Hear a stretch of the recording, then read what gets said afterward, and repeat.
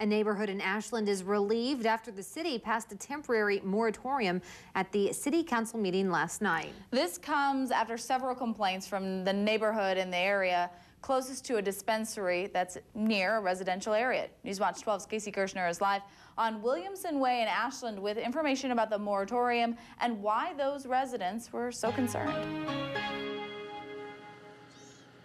Ashland was one of the first cities in the area to issue business licenses to dispensaries, but now they're putting a hold on that.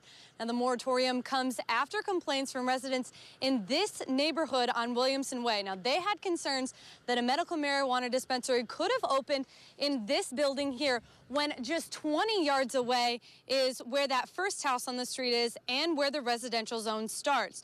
So Ashland has put a temporary moratorium in place in order for them to reevaluate some zoning areas and where dispensaries should be allowed to operate. Since dispensaries were allowed to operate in commercial and manufacturing areas, the building on Williamson qualified. But under this moratorium, dispensaries cannot operate within 100 feet of a residential area. Several of these residents signed a petition and wrote complaints for the city council to evaluate. We have a number of concerns. The main one would be the proximity to the neighborhood. It is right across the street.